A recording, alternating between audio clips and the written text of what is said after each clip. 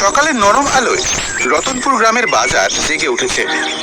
চারিদিকের মানুষের কোলাহল, সবজি বিক্রেতার হাঁক ডাক আর মাটির চুলার ধোঁয়া। গোপাল তার ছোট্ট পরিষ্কার ঠেলা গাড়িটির পাশে দাঁড়িয়ে গরম গরম আলুর পরোটা ভাজছে। তার দোকানে কম ভিড়, কিন্তু যারা আছে তাদের মুখে তৃপ্তির হাসি। পাশেই ভোলার বিশাল দোকান, সে চিৎকার করে তার খদ্দেরকে ডাকছে। চলে আসুন, চলে আসুন, ভোলার গরম গরম পরোটা একবার খেলে আর ভুলতে পারবেন না। তাড়াতাড়ি চলে আসুন। একজন বৃদ্ধ লাঠিতে ভর দিয়ে কাঁপতে কাঁপতে গোপালের দোকানের সামনে এসে দাঁড়ায়। তার চোখে খিদে।